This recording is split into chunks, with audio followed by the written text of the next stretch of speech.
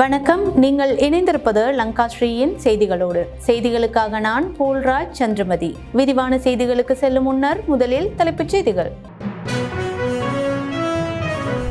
நாமலை குறிவைக்கும் அரசாங்கம், சம்பத் மணம்பேரியின் வாக்குமூலத்தால் நிகழவுள்ள மாற்றம், மஹிந்தவும் கோட்டாபயவும் செய்த திருட்டு அம்பலப்படுத்திய சரத் பொன்சேகா, திடீர் பிரபலமான கல்கிசை போலீஸ் அதிகாரி, நீதிமன்றத்திற்கு வெளியே அமோக வரவேற்பு வழங்கிய மக்கள், மின்சார கட்டண திருத்தம் தொடர்பில் வெளியான முக்கிய அறிவிப்பு, எதிர்க்கட்சி தலைமைத்துவத்தில் தலையிடும் நாமல், சுட்டிக்காட்டும் ஆளும் தரப்பு, வாகனங்களுக்கு விதிக்கப்படும் வரி குறித்து அரசாங்கத்திடம் விடுக்கப்பட்டுள்ள கோரிக்கை, காசாவில் ஏற்பட்டுள்ள அமைதி, இஸ்ரேல் சென்ற அமெரிக்க ஜனாதிபதி டொனால்ட் ட்ரம்ப், அரையிறுதி போட்டியில் விளையாடுவதற்கான வாய்ப்பை அதிகரித்துக் கொண்ட ஆஸ்திரேலிய அணி, இன்று பல பரீட்சை காணும் தென்னாப்பிரிக்கா மற்றும் பங்களாதேஷ் அணிகள்.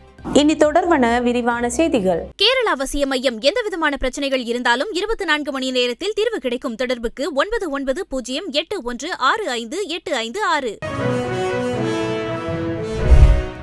சம்பத் மணம்பேரி என்ன கூறுவார் என்பதை நாமல் ராஜபக்ஷ அறிந்துள்ளாரா என்பது தொடர்பில் எதிர்வரும் விசாரணைகளில் தெரிய வரும் என அமைச்சர் நலிந்த ஜெயதிச தெரிவித்துள்ளார். ஊடகங்களுக்கு கருத்து தெரிவிக்கும் போதே அவர் இவ்வாறு கூறியுள்ளார். மேலும் கூறுகையில், அடுத்ததாக என்ன செய்தியை வழங்க உள்ளோம் என்பது சம்பத் மணம்பேரியிடமே கேட்க வேண்டும். சம்பத் மணம்பேரி என்ன கூறுவார் என்பதை நாமல் ராஜபக்ச அறிந்துள்ளாரா என்பது எதிர்வரும் விசாரணைகளில் தெரிய வரும். சில சமயங்களில் சம்பத் மணம்பேரி என்ன கூறுவார் என்பதனை நாமல் ராஜபக்ச அறிந்து கொள்ளாமல் இருக்க முடியும். அதனால் இந்த வாரம் ஒன்று, அடுத்த வாரம் ஒன்று என கூறுகிறார். உண்மையில் விசாரணை பிரிவினர் கிடைக்கின்ற சாட்சியங்களுக்கு அமைவாக விசாரணைகளை முன்னெடுத்து சரியான நபர்களை அடையாளம் கண்டு சட்டத்தின் முன் நிறுத்தும் செயற்பாடுகளையே முன்னெடுக்கின்றனர். தவறிழைத்தவர்களுக்கு அவர்களின் மனசாட்சிப்படி அவர்கள் எந்த இடத்தில் தவறிழைத்துள்ளனர் என்பது தெரியும். அதனால் தம்மை கைது செய்து விடுவார்களோ என்ற அச்சத்தில் பல கருத்துக்களை கூறுகின்றனர் என தெரிவித்துள்ளார்.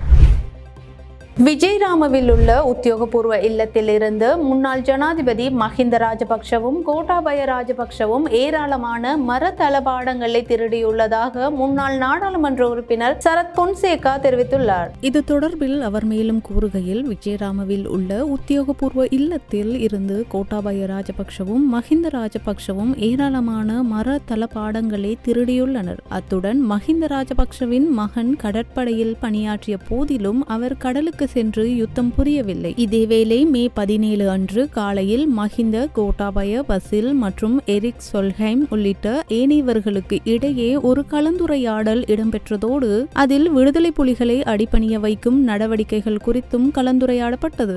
அத்துடன் 2005ஆம் ஆண்டில் வடக்கு தமிழ் மக்கள் ஜனாதிபதி தேர்தலில் வாக்களிக்காமல் இருப்பதற்காக விடுதலை புலிகள் அமைப்பு பயன்படுத்தப்பட்டதாக பசில் ராஜபக்ச ஒப்புக்கொண்டார். ஜனாதிபதி தேர்தலில் வடக்கு மக்கள் வாக்களிக்காமல் இருப்பதை அவர்கள் உறுதி செய்ததோடு அதற்காக நாங்கள் என்ன செய்ய வேண்டும் என கேட்க கடற்புலிகள் பயன்படுத்தும் டோரா வகை படகுகளுக்காக மலேசியாவுக்கு பணம் வழங்க வேண்டும் எனவும் அதற்காக பணம் வழங்குமாறும் கோரியுள்ளனர். அதற்கமைய இந்த அமைப்புக்கு நிதி உதவி வழங்கப்பட்டுள்ளது. அது வெளிநாடு ஒன்றில் வைத்து வழங்கப்பட்டது. அந்த நாடு எது என்பதை நான் இங்கு குறிப்பிட விரும்பவில்லை. அதிலிருந்து தாக்குதல் படகுகள் வந்து எங்களை தாக்கின. ஏராளமான அப்பாவி கடற்படையினர் இறந்தனர். இவர்கள் செய்தது தேச துரோக செயல் இல்லையா என சரத் பொன்சேகா மேலும் கேள்வி எழுப்பியுள்ளார். கல்கிசை நீதிமன்ற வளாகத்திற்குள் போலீஸ் அதிகாரி ஒருவர் சட்டத்தரணி ஒருவரை தாக்கிய சம்பவம் தொடர்பாக குற்றம் சாட்டப்பட்ட போலீஸ் அதிகாரியை பிணையில் செல்ல அனுமதித்து கல்கிசை நீதவான் உத்தரவிட்டுள்ளார். இதேவேளை பிணையில் செல்ல அனுமதிக்கப்பட்ட பிறகு குறித்த போலீஸ் அதிகாரிக்கு நீதிமன்றத்திற்கு வெளியே அமோக வரவேற்பு வழங்கப்பட்டுள்ளன. இன்று கல்கிசை நீதவான் நீதிமன்றத்தில் குறித்த வழக்கு விசாரணைக்கு எடுத்துக்கொண்ட போதே இந்த உத்தரவு பிறப்பிக்கப்பட்டுள்ளது. இதன்போது முன்வைக்கப்பட்ட வாதங்களை பரிசீலித்த பின்னர் கல்கிசை நீதவான் பசன் அமரசேன சம்பந்தப்பட்ட கான்ஸ்டபிளை தலா 1 லட்சம் ரூபாய் பெறுமதியான 2 சரீர பிணையில் செல்ல அனுமதித்து உத்தரவிட்டார். மேலும் நீதவான் இந்த வழக்கை இணக்கம் பெறும் நோக்கில் இணக்க சபைக்கு அனுப்புமாறு உத்தரவிட்டார். வழக்கின் அடுத்த விசாரணை நவம்பர் 17ஆம் தேதி நடைபெறும் என கல்கிசை நீதிமன்றம் அறிவித்துள்ளது. சம்பவம் நடந்த நேரத்தில் சட்டத்தரணி குணரத்ன வன்னிநாயக்க போலீஸ் அதிகாரியை தகாத வார்த்தைகளால் திட்டியதாக மற்றொரு அறிக்கை மூலம் போலீசார் நீதிமன்றத்திற்கு அறிக்கை சமர்ப்பித்துள்ளனர். நீதிமன்றத்தில் மேலும் சமர்ப்பணங்களை முன்வைத்த போலீசார் சட்டத்தரணி குணரத்ன வன்னிநாயக்க இன்னும் நீதிமன்றத்தில் முன்னிலையாகவோ அல்லது போலீசாருக்கு வாக்குமூலம் அளிக்கவோ இல்லை என்றும் தெரிவித்தனர். இதேவேளை கல்கிசை போலீஸ் தலைமையக பரிசோதகர் HTM துஷார உடனடியாக நடைமுறைக்கு வரும் வகையில் இடமாற்றம் செய்யப்பட்டுள்ளார். அதன்படி அவர் சாதாரண பணிகளுக்காக வைத்திய சேவைகள் பிரிவுக்கு மாற்றப்பட்டுள்ளார். சமீபத்தில் கல்கிசை நீதிமன்ற வளாகத்திற்கு அருகில் சட்டத்தரணி ஒருவருக்கும் போலீஸ் அதிகாரி ஒருவருக்கும் இடையே நடந்த சம்பவத்தில் போலீஸ் அதிகாரி கைது செய்யப்பட்ட சம்பவம் தொடர்பாக நடத்தப்பட்ட விசேட விசாரணைக்கு அமைய இந்த இடமாற்றம் செய்யப்பட்டுள்ளதாக போலீசார் தெரிவித்துள்ளனர். அதன்படி நடைபெற்று வரும் முதற்கட்ட விசாரணைகள் தொடர்பாக இந்த இடமாற்றம் செய்யப்பட்டுள்ளதாக போலீசார் மேலும் குறிப்பிட்டுள்ளனர். மின்சார கட்டணம் தொடர்பான இறுதி தீர்மானத்தை இலங்கை பொது பயன்பாட்டு ஆணைக்குழு நாளைய தினம் அறிவிக்கும் என தெரிவிக்கப்படுகின்றது. இந்த ஆண்டிற்கான இறுதி மின் கட்டண மாற்றம் தொடர்பான இறுதி தீர்மானம் நாளை வெளியிடப்பட உள்ளது. மின்சார கட்டணத்தை 6.8% உயர்த்தும் வகையில் இலங்கை மின்சார சபை யோசனை ஒன்றை முன்மொழிந்திருந்தது. இந்த மாதம் முதல் டிசம்பர் வரை நீடிக்கும் ஆண்டின் இறுதி காலாண்டுக்காக இந்த கட்டண திருத்தத்தை மின்சார சபை முன்மொழிந்திருந்தது. இந்த முன்மொழிவை சார்ந்த பொது கருத்து சேகரிப்பு கடந்த செப்டம்பர் 18 கிழக்கு மாகாணத்தில் தொடங்கப்பட்டு இறுதி அமர்வு அக்டோபர் 8 மேல் மாகாணத்தில் நடைபெற்றது. அந்த கருத்துக்கள் மற்றும் பரிந்துரைகளை கருத்தில் கொண்டு மின்சார கட்டண மாற்றம் எவ்வாறு நடைமுறைப்படுத்தப்படும் என்பது குறித்து இறுதி தீர்மானம் நாளை அறிவிக்கப்படும். இந்த ஆண்டிற்கான 3வது மின்கட்டண மாற்றத்தை சார்ந்த கருத்து சேகரிப்பு அமர்வுகளில் சுமார் 500 பேர் தங்களது கருத்துக்களையும் பரிந்துரைகளையும் சமர்ப்பித்திருந்தனர். இதற்கிடையில் மின்சார சபையின் மறுசீரமைப்பு முறையாக முன்னெடுக்கப்படாவிட்டால் எதிர்காலத்தில் மின்கட்டண உயர்வை தடுக்க முடியாது என இலங்கை மின்சார சபை சுயாதீன தொழிற்சங்கம் எச்சரித்துள்ளது. அத்துடன் தங்களது சங்கம் தற்போது மின்சார சபை மறுசீரமைப்புக்கு எதிராக சட்ட நடவடிக்கைகளையும் ஆரம்பித்துள்ளதாக சங்கத்தின் பொதுச் செயலாளர் பிரபாத் பிரியந்த தெரிவித்துள்ளார். எதிர்க்கட்சி தலைவராக சஜித் பிரேமதாச இருந்தாலும் நாடாளுமன்ற உறுப்பினர் நாமல் ராஜபக்ஷவே எதிர்க்கட்சி தலைமைத்துவத்தில் அதிகமாக தலையிடுவதாக விவசாய அமைச்சர் லால்காந்த் தெரிவித்துள்ளார். கண்டி மாவட்ட செயலகம் ஏற்பாடு செய்திருந்த விழா ஒன்றில் கலந்து கொண்டு கருத்து வெளியிடும் போதே அவர் மேற்கண்டவாறு குறிப்பிட்டுள்ளார். அவர் மேலும் கூறுகையில், இந்த நாட்டின் அரசியல் கலாச்சாரத்தின்படி எதிர்க்கட்சி ஆட்சியை ஆதரிப்பதில்லை. அரசாங்கம் தோல்வியடைந்து விட்டதாக ஒரு கருத்தை உருவாக்கி ஆட்சியை கைப்பற்ற அவர்கள் விரும்புகின்றார்கள். இந்த நாட்டின் சரியான எதிர்க்கட்சி இல்லை என்பது எங்கள் வருத்தம். முடிந்தால் அரசாங்கத்திற்கு எதிராக எதிர்க்கட்சிகள் ஒன்று சேர வேண்டும் என நான் சவால் விடுக்கின்றேன். சஜித் நாடாளுமன்றத்தின் எதிர்க்கட்சி தலைவராக இருந்தாலும் சமூகம் அவரை எதிர்க்கட்சி தலைவராக ஏற்றுக்கொள்ளவில்லை. நாமல் ராஜபக்சவின் கடந்த கால செயற்பாடுகள் காரணமாக அவராலும் எதிர்க்கட்சி தலைமையை பெற முடியவில்லை என தெரிவித்துள்ளார்.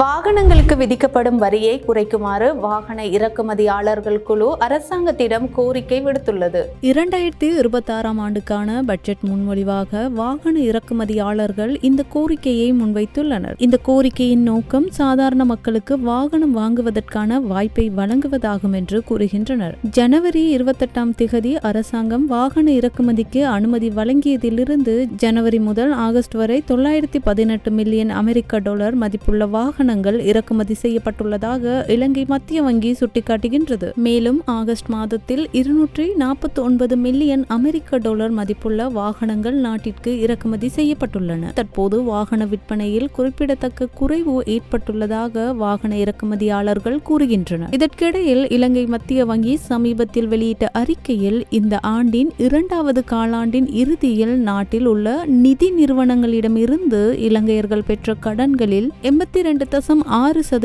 வாகனம் மற்றும் தங்க கடன்கள் என்று தெரிவித்துள்ளது. இதேவேளை வாகன இறக்குமதி முழுமையாக மீண்டும் தொடங்கியது முதல் செப்டம்பர் வரை 2,20,538 புதிய வாகனங்கள் பதிவு செய்யப்பட்டுள்ளதாக மோட்டார் வாகன போக்குவரத்து திணைக்களம் தெரிவித்துள்ளமை குறிப்பிடத்தக்கது.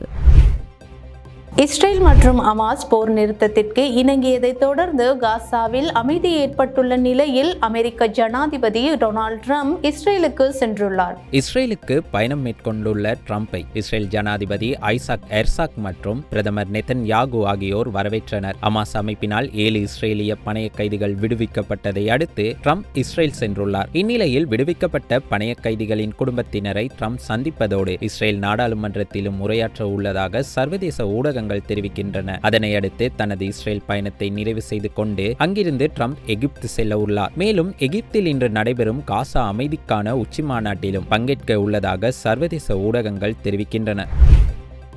ஐசிசி மகளிர் உலகக்கிண்ண போட்டியின் இன்றைய போட்டியில் பங்களாதேஷ் மற்றும் தென்னாப்பிரிக்கா அணிகள் மோதிக்கொள்கின்றன. இந்த போட்டியின் நாணய சுழற்சியில் வெற்றி பெற்ற பங்களாதேஷ் அணி முதலில் துடுப்பெடுத்தாட்டத்தை தெரிவு செய்துள்ளது. இதன் அடிப்படையில் தென்னாப்பிரிக்க அணியின் பந்துவீச்சில் நியூசிலாந்து அணி துடுப்பெடுத்தாடிக் கொண்டிருக்கிறது. இதேவேளை விசாகப்பட்டினம் விளையாட்டரங்கில் நேற்று நடைபெற்ற மிகவும் பரபரப்பான மகளிர் உலகக்கிண்ண கிரிக்கெட் போட்டியில் மிகப்பெரிய வெற்றி இலக்கை அடைந்த ஆஸ்திரேலியா வரவேற்பு நாடான இந்தியாவை 6 பந்துகள் மீதம் இருக்க 3 விக்கெட்டுகளால் வெற்றி கொண்டது. அனாபெல் சதர்லாண்ட் பதிவு செய்த 5 விக்கெட் குவியல், அணித்தலைவி அலிசா ஹூலி குவித்த அபார சதம் என்பன ஆஸ்திரேலியாவுக்கு மிகவும் அவசியமான வெற்றியை ஈட்டிக் கொடுத்தன.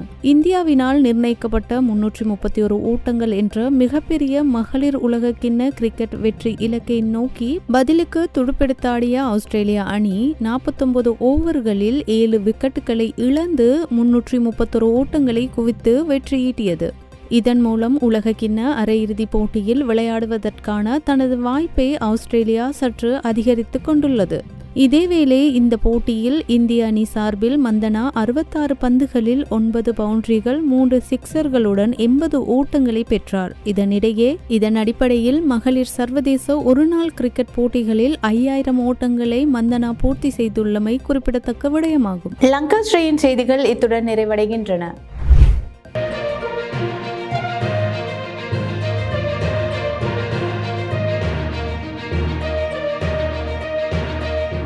கேரள அவசிய மையம் எந்தவிதமான பிரச்சனைகள் இருந்தாலும் 24 மணி நேரத்தில் தீர்வு கிடைக்கும். தொடர்புக்கு 9908165856.